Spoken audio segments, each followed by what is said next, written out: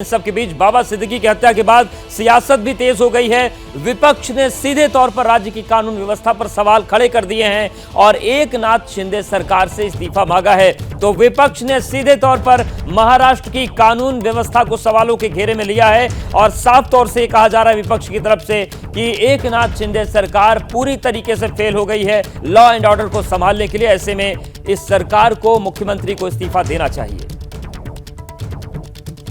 एकदम जो ये दर्दनाक घटना सामने आई है मुंबई को लेकर, यहाँ बाबा सिद्दीकी जी जो पूर्व मंत्री रह चुके हैं, 3 टर्म एमएलए रह चुके हैं, जिनके पास वाई सिक्योरिटी कैटेगरी की सुरक्षा थी, उनको दिन दहाड़े मुंबई में बैंड्रा जैसे एरिया में उनको कॉन्ट्रैक्ट किलिंग के माध्यम से उनकी हत्या कर दी गई है। सवाल यही उठ रहे हैं कि आज मुंबई में कानून व्यवस्था कहाँ है कि महाराष्ट्र में इस तरीके की सरकार जो ना जनता के हित में काम करती हो, ना जनहित की हो, या जन नीतियों के हिसाब से बनी हो, या जन विश्वास को लेकर बनी हो, उस सरकार को बिल्कुल नैतिक धर्म नहीं है एक दिन और सरकार में बने रहने का। देखो, ये दुर्दैवी घटना है।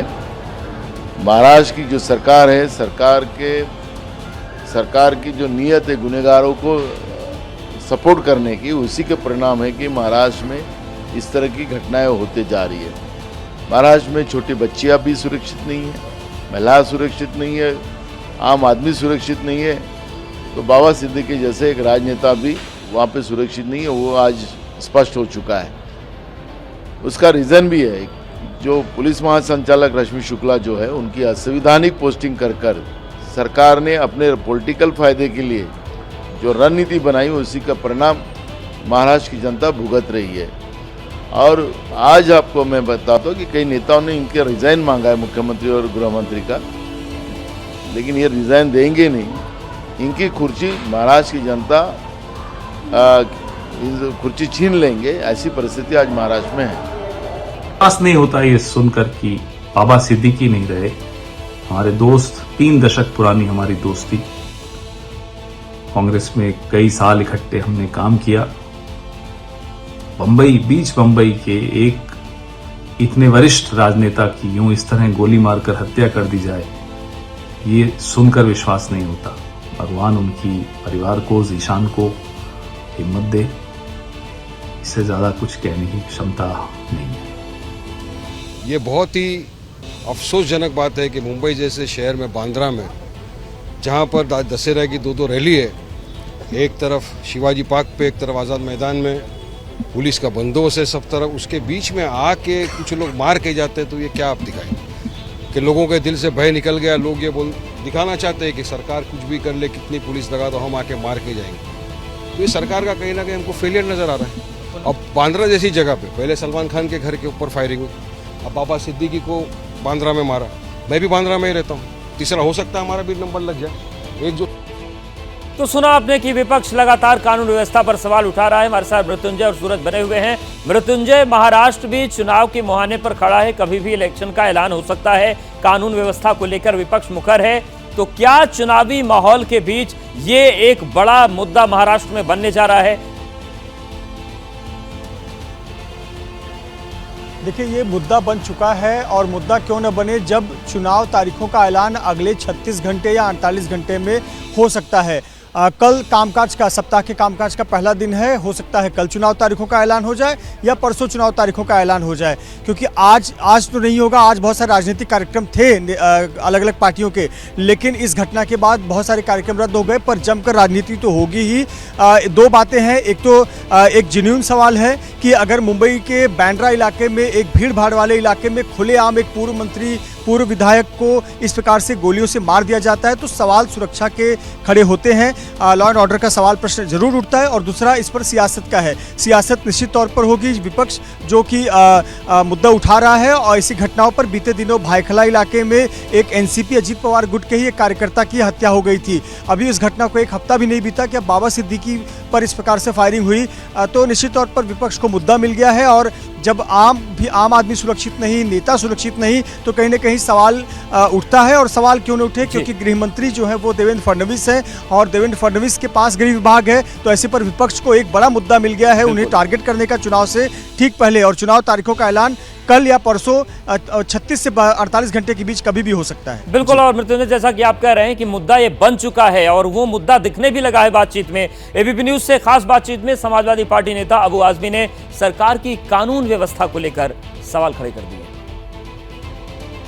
अगर मैं खड़ा हूँ यहाँ कोई मैं जानते ही नहीं, मुझे थ्रेट आई है, इतने लोग खड़े, इसमें मुझे कोई गोली मार दे, मुझे क्या मालूम कौन है?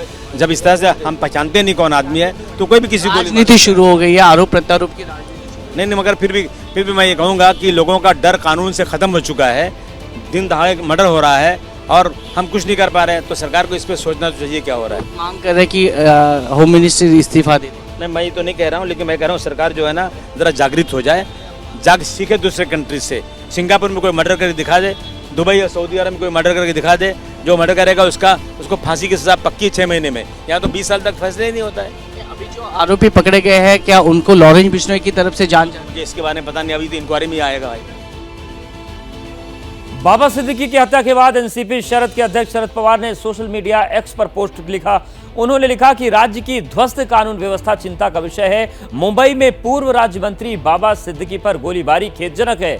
इसकी न केवल जांच करने की जरूरत है बल्कि इसे स्वीकार करने की भी जरूरत है। बाबा सिद्दीकी को भावभीनी श्रद्धांजलि। तो जो तमाम बड़े नेता हैं, जो महाराष्ट्र की राजनीति के दिग्गज हैं, वो सवाल उठा रहे हैं और सीधे तौर पर हर किसी का यही कहना है कि राज्य की जो कानून व्यवस्था है वो ध्वस्त हो चुकी है और इस पर विचार करने की और इसे स्वीकार करने की जरूरत है। और यही बात शरद पवार ने भी की है।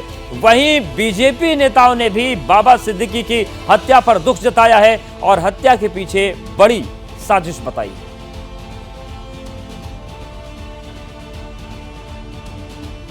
बाबा सिद्दीकी की हत्या एक चिंता की बात है। सरकार ने एक स्पेशल टीम बनाकर इसकी जांच करनी चाहिए। गहरी साजिश दिखाई दे रही है, जो भी हो उसके ऊपर कार्रवाई होनी चाहिए।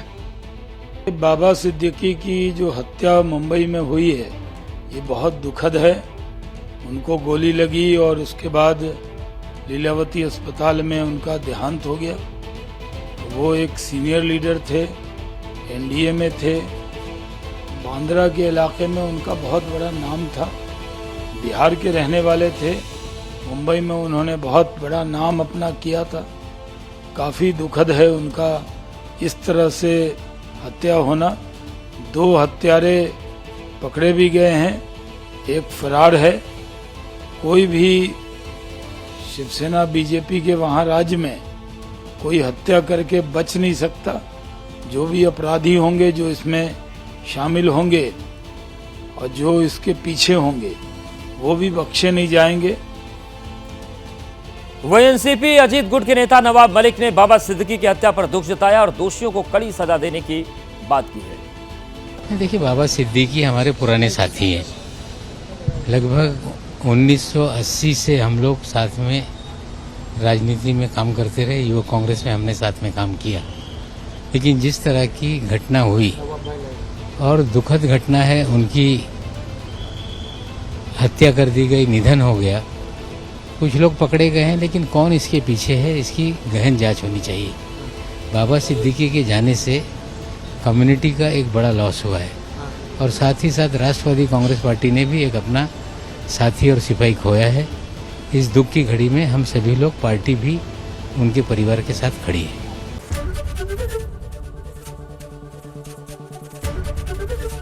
एबीपी गंगा, खबर आपकी, जुबान आपकी।